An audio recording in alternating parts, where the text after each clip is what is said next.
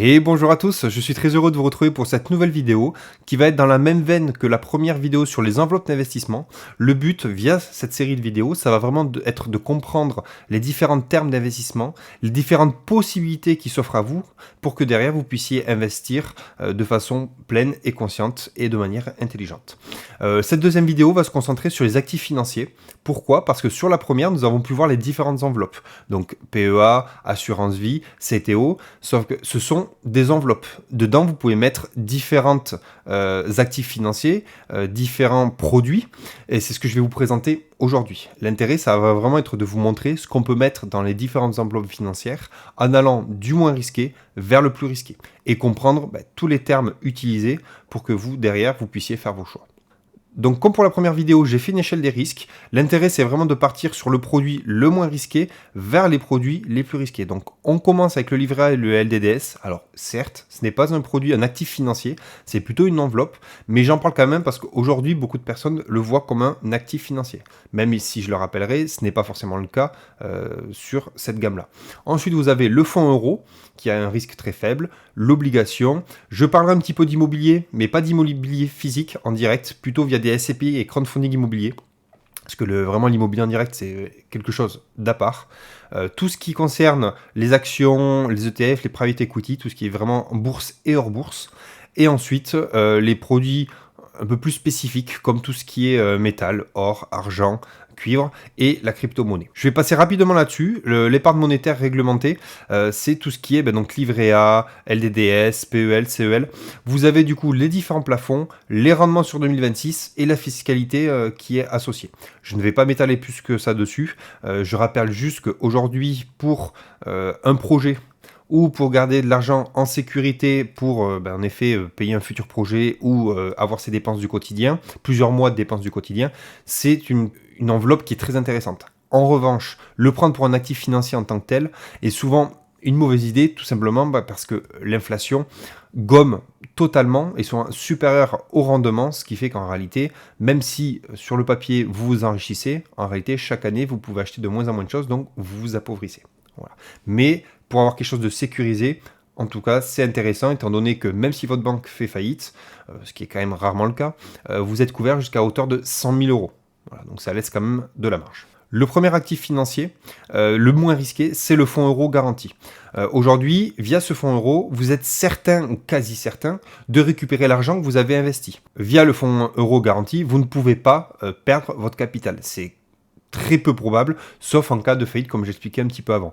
En général, l'organisme par lequel vous passez prend principalement des obligations d'État européens ou d'entreprise, mais des choses qui sont peu risquées, et derrière vous permet d'avoir un rendement stable et garanti quoi qu'il arrive. En moyenne sur 2026, vous êtes à 2,5% de rendement, sachant que vous pouvez aller de 1,7, donc pas très loin du livret A, comme vous pouvez voir, et sur les plus performants, vous pouvez aller à 3,5, 4, mais forcément, ils sont un tout petit peu plus risqués, mais en moyenne, 2,5. Voilà. Ce rendement, forcément, ce fonds euro est peu risqué, mais en échange, vous avez des gains qui sont plus faibles. Ça a son avantage, forcément. Si vous êtes quelqu'un peut-être de plus âgé ou qui a un projet qui va arriver où vous avez besoin de débloquer de l'argent sans prendre le risque de la bourse ou d'actifs plus risqués, le fonds euro est vraiment fait pour vous parce que ça vous permet malgré tout de ne pas faire dormir votre argent sur votre compte courant, mais tout en garantissant de récupérer votre somme derrière. L'intérêt du fonds euro en général, c'est de le placer sur l'assurance vie. Concernant la fiscalité, comme je vous l'ai présenté dans la vidéo précédente, après 8 ans, vous avez un abattement annuel de 4 600 euros si vous êtes tout seul et 9 200 si vous êtes pacsé ou marié, sachant que même avec ces abattements, vous avez de toute façon les prélèvements sociaux qui s'élèvent à 17,2. Voilà. Il n'est pas impacté par la hausse qu'il y a eu justement des prélèvements sociaux début 2026. Sachant qu'après, il va falloir rajouter du coup un prélèvement complémentaire qui s'élèvera du coup à 7,5 jusqu'à 150 000 euros. Donc c'est-à-dire que vous aurez un total à 24,7 et 12,5 au-delà de 150 000, ce qui vous fait arriver en fait à une flat tax de 30%. Ensuite, on va passer sur les obligations. Donc là déjà, on monte un cran dans l'échelle du risque, même si on est malgré tout sur un risque modéré. C'est quoi une obligation? C'est très simple, c'est un prêt qui est accordé par un État ou une entreprise en échange d'un intérêt régulier, d'un coupon. C'est-à-dire que vous payez cette obligation, vous achetez entre guillemets cette obligation, et l'entreprise va vous verser tous les mois, tous les ans, un coupon, donc une somme, un peu comme un dividende entre guillemets, pour rembourser l'intérêt, et à la fin, vous remboursera la somme qui vous est due. Voilà. Donc, c'est très simple, si vous achetez 10 000 euros sur 10 ans, souvent c'est quand même assez long, c'est entre 5 et 10 ans, à hauteur de 4%, chaque année, on vous remboursera 400 euros de coupons, donc soit mensualisé, soit annualisé, et à la fin, on vous rendra la totalité de l'argent que vous avez investi. Le niveau de risque est moyen à faible, ça dépend. Forcément, vous avez des obligations qui sont moins risquées lorsqu'on prête à des États et des obligations qui sont plus risquées lorsque vous prêtez à des entreprises, même des entreprises high-tech. Forcément, le rendement est plus élevé, mais le risque aussi. Là, en moyenne, on est sur 4% de rendement. Pareil, on a vraiment une fluctuation puisqu'on peut être à 2,5, 3 quand vous êtes sur les temps français, 3,5 pour des entreprises et comme je dis entre 5 et 8 pour vraiment les plus risqués, mais en général on est autour de 4%. Ce qu'il faut savoir c'est que pour une obligation vous pouvez aller de 3 ans à 30 ans. Voilà, c'est très large. Ce qu'il faut se dire c'est qu'une obligation on le garde sur la durée, c'est pas quelque chose qui va être liquide et qui va être récupérable facilement. En moyenne on est autour, comme je dis, entre 5 et 10 ans, ce que je vous avais dit tout à l'heure. Pour la fiscalité, donc, on se retrouve avec des revenus qui sont soumis par défaut à la flat tax, donc 31,4%. Là, pour le coup, les obligations sont soumises à l'augmentation qu'il y a eu début 2026. Pourquoi? Parce qu'en général, les obligations ne peuvent être prises que sur un CTO, compte titre ordinaire, que je vous ai présenté dans la vidéo d'avant. Donc, vous êtes soumis systématiquement à la flat tax. Voilà. En direct, pour les obligations, il n'y a vraiment que le CTO. Ensuite, vous pouvez en avoir peut-être par des assurances vie ou un PER, mais c'est plus de façon indirecte via le fonds euro, comme je vous ai montré jusqu'avant, parce que certains fonds euros, du coup, prennent des obligations pour vous garantir un certain rendement. Voilà. Mais là, c'est vraiment quelque chose qui se prend sur un compte titre ordinaire. Sur un PEA, c'est très très limité, assurance vie également. Maintenant, on passe sur l'immobilier de rendement. Là, vraiment, je l'ai coupé en deux. C'est-à-dire d'un côté les SCPI et d'un côté le crowdfunding immobilier. Surtout qu'en plus, sur le crowdfunding immobilier, vous aurez une vidéo dans quelques temps, parce que c'est quelque chose que j'utilise à titre personnel, mais ce fera l'objet d'une présentation à part. Les SCPI, l'intérêt, c'est quoi?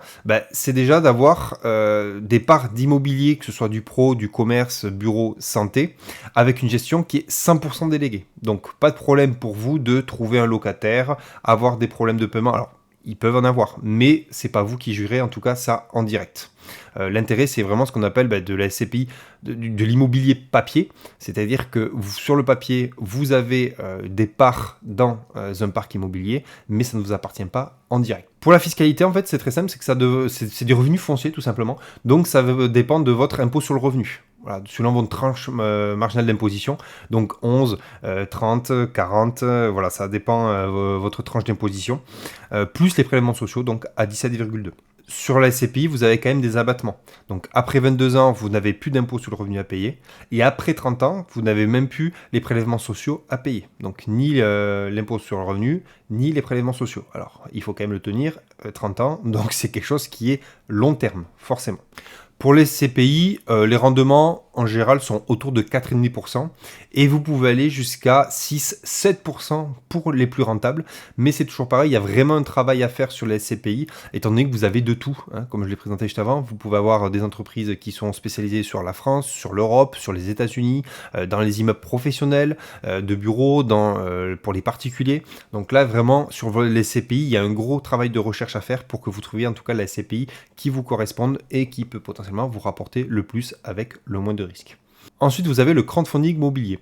C'est tout simplement un financement participatif à court ou moyen long terme. C'est-à-dire que vous pouvez commencer en 8 à 10 mois, ce qui est vraiment le minimum du minimum, et ça peut monter à 1 an, 2 ans, 3 ans, suivant les projets. Souvent, ce sont des marchands de biens. Vous avez aussi des particuliers, mais c'est plus rare, ce sont plus des marchands de biens qui passent par ces plateformes, tout simplement parce que ça leur permet d'emprunter ce que la banque en tout cas refuse potentiellement de leur donner, et ça leur permet aussi de diversifier un peu leurs sources de revenus et d'éviter d'avoir un taux d'endettement trop élevé. En contrepartie, par contre, le rendement est quand même bien plus élevé. Vous êtes en général entre 8 et 11% brut, je parle bien en brut. Vous êtes un rendement donc entre 8 et 11%, avec, alors ça dépend, vous pouvez avoir pareil un ticket tous les mois qui vous rembourse les intérêts, une fois de temps en temps un remboursement, ou alors un seul et même remboursement global à la fin du financement participatif. La fiscalité, elle est très simple, c'est la flat tax à 31,4% qui vous sont prélevés sur les plus-values, bien entendu. Pour le crowdfunding immobilier, c'est très simple, ça se passe directement via des plateformes. Donc moi personnellement, j'utilise la première brique, mais vous en avez d'autres, par exemple Baltis, Brix. Voilà, donc vraiment n'hésitez pas à regarder, chacun a ses spécificités, avec un ticket d'entrée, etc. Voilà, pareil, il y a quand même un travail à faire pour que vous puissiez trouver la plateforme qui vous corresponde si jamais vous voulez vous lancer là-dedans. Maintenant, on passe sur tout ce qui est bourse et hors bourse, donc actions et entreprises. Pour moi, il y a vraiment 3 catégories qui sont distinctes. Donc, les actions individuelles, les ETF et les private equity. Donc, pour commencer, les actions individuelles, c'est très simple. Vous achetez une partie d'une entreprise. Donc, vous pouvez acheter une partie de Apple, de Microsoft, de Nvidia, de LVMH, de L'Oréal, de Danone. Vous avez vraiment un choix qui est multiple. L'intérêt, c'est vraiment de détenir une partie d'une entreprise. Pour la fiscalité, c'est très simple. Vous avez plusieurs enveloppes pour pouvoir mettre ces actions individuelles. Le premier, c'est le PEA. Donc, sur les actions individuelles sur un PEA, ce ne sera que des actions européennes. Comme je l'avais présenté avant, c'est vraiment une enveloppe qui est faite pour l'Europe, donc vous ne pourrez pas acheter du Apple, par exemple, sur votre PEA. Par contre, du LVMH ou du L'Oréal, des actions françaises, ça, c'est totalement possible. Pour la fiscalité sur le PEA, après 5 ans, c'est très simple, c'est juste les prélèvements sociaux à 18,6. Pour le compte titre ordinaire, par contre, vous êtes libre. C'est-à-dire que vous pouvez mettre les actions que vous voulez. Par contre, vous serez soumis du coup à la flat tax qui s'élève à 31,4% dès que vous ferez un mouvement sur votre CTO. Après, vous avez le choix, donc on l'avait vu via un PER ou via un PEE, mais là en général vous avez assez peu la main dessus, notamment le PEE. Donc pour moi, vraiment les 2 plateformes principales pour acheter de l'action, c'est vraiment le compte titre ordinaire et le PEA. Ensuite, vous avez l'ETF, donc les fonds indiciels. L'intérêt, c'est tout simplement d'avoir un paquet d'actions regroupées sous une même dénomination. C'est-à-dire que vous achetez une part d'ETF Nasdaq 100, par exemple, vous vous retrouvez en fait dans cette part avec une petite partie d'Apple, une petite partie de Microsoft, et chaque entreprise fait un pourcentage global qui vous donne du coup 100% votre ETF au total. L'intérêt, c'est quoi? C'est d'avoir vraiment une diversification qui est instantanée, étant donné que vous avez plein d'entreprises dans le même panier. Et l'intérêt aussi, c'est d'avoir des frais extrêmement faibles. Donc ça reste quand même très avantageux pour ce paquet d'actions. La fiscalité, c'est la même, tout simplement. 18,6 via le PEA et 31,4 via le CTO. L'intérêt de l'ETF, c'est quoi? Comme on l'a dit déjà, premièrement, c'est d'être très diversifié, parce que vous avez des ETF sur États-Unis, Europe, Asie, pays émergents, vraiment, c'est très large. Et l'intérêt pour le PEA, via les ETF, comme je l'avais pu l'expliquer avant, c'est de pouvoir avoir dans votre panier d'un PEA qui est censé être fait que pour l'Europe, des actions, des ETF qui répliquent des pays autres que l'Europe, comme les États-Unis via le S&P 500 ou le Nasdaq 100. Voilà, l'intérêt, c'est aussi justement de se diversifier via son PEA et de profiter de l'avantage fiscal tout en ayant des actions extra-européennes. Pour finir, c'est le private equity. Alors là, c'est un peu spécifique, étant donné que le private equity, ce qu'il faut savoir, c'est qu'aujourd'hui, 99% des entreprises sont cotées hors bourse. Donc là, les actions individuelles et les ETF sont sur les 1% qui sont en général les plus connus. Et le private equity, vraiment, permet d'aller chercher ces 99 autres entreprises. Alors, bien sûr, tout n'est pas accessible, bien entendu. C'est, voilà, le petit faiseur de sabots du coin n'est pas accessible via ces private equity. Mais en tout cas, vous avez un choix beaucoup plus large que sur la bourse. On est vraiment sur donc des actions de PME, d'entreprises qui ne sont non cotées en bourse. Forcément, il y a un fort potentiel, étant donné qu'on est sur des entreprises qui peuvent connaître une très forte croissance et pour certaines passer ensuite par la bourse. Mais le problème via le private equity, c'est que vous êtes bloqué pendant 5 à 10 ans. Donc peu de liquidité, mais en échange, vous avez un pourcentage de hausse qui est quand même très élevé. Ce qu'il faut compter, c'est entre 5 et 10 ans, sachant que pour les rendements, vous pouvez aller de 8 jusqu'à 15% pour vraiment les plus performantes. Donc pour vous montrer qu'en effet, il y a en tout cas de la performance à aller chercher via le private equity. La fiscalité, c'est très simple, c'est une exonération des plus-values si vous passez via des fonds qui sont dédiés. Pour finir, sur les 2 derniers indices, je vais vous parler du coup des crypto-monnaies et l'or et matières premières. Alors les crypto-monnaies, c'est très simple, en général vous passez par des entreprises, enfin par des plateformes qui sont spécialisées là-dedans. Moi j'utilise notamment Swissborg, mais vous en avez d'autres, Bitpanda, Bitstack, voilà, vous en avez plusieurs. Ça vous permet d'acheter des actifs numériques via une blockchain, donc les plus connus, Bitcoin, Ethereum. Je ne vais pas me concentrer dessus parce que moi je ne m'y connais pas plus que ça. Mais aujourd'hui, vous avez accès à un nombre de crypto-monnaies qui est très élevé et c'est quand même aujourd'hui très volatile. La spécificité, c'est que vous êtes sur un marché technologique à fort potentiel, mais forcément, derrière, vous avez une très forte volatilité. Et l'intérêt aussi, c'est que vous êtes sur un marché décentralisé, donc vous pouvez acheter 24/24, 7 jours sur 7. Vous n'êtes pas obligé d'attendre que les marchés de bourse ouvrent, comme pour les ETF, ou des actions. Là, vraiment, à tout moment, tout est ouvert. La fiscalité, c'est très simple en France, c'est 31,4. Lorsque vous transformez vos cryptos en euros. Voilà. Il n'y a pas, si vous faites de crypto à crypto, vous êtes exonéré d'impôts, mais c'est dès que vous le transformez en euros, vous devez payer.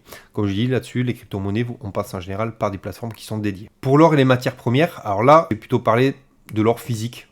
Voilà, même si après il y a l'or papier également. Vous voyez les ETF qu'on a parlé juste avant, vous avez également des ETF qui répliquent le cours de l'or, le cours du pétrole. C'est des choses qui sont sur compte titre, qui sont accessibles. Aujourd'hui, on sait que l'or est une valeur refuge et en général qui a un bon contre à l'inflation malgré les crises économiques et géopolitiques, étant donné que c'est un produit qui sera toujours utile quoi qu'il arrive. La fiscalité, elle est simple, c'est que vous avez une taxe forfaitaire de 11,5% à la revente, si jamais vous n'arrivez pas à prouver l'origine du lingot. C'est-à-dire que si vous arrivez avec un lingot qui vaut 100 000 euros, ben, vous aurez 11,5 qui seront prélevés quoi qu'il arrive. Si par contre vous arrivez à prouver la date d'achat et le fait que le produit vous appartient, vous avez une taxe sur les plus-values à 37,6, uniquement sur les plus-values. Donc c'est-à-dire que si vous le revendez au même prix ou au moins-value, forcément, vous ne paierez rien.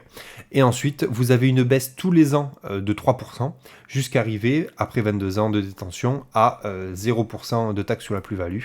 Donc un petit peu comme on l'avait vu juste avant avec les CPI, c'est un produit qui se garde sur le long terme, mais en général c'est un produit qui est gardé sur le long terme pour avoir vraiment une fiscalité la plus avantageuse. Voilà, en tout cas j'espère que cette vidéo vous aura plu, ça a vraiment permis voilà, de voir les différents actifs financiers et ce que vous pouvez mettre dans différentes enveloppes.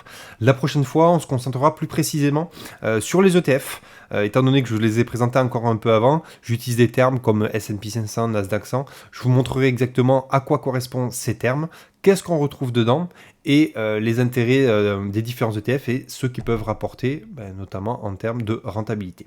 Voilà, si jamais la vidéo vous a plu, n'hésitez pas à laisser un commentaire, à mettre un pouce vers le haut et vous abonner. Au revoir.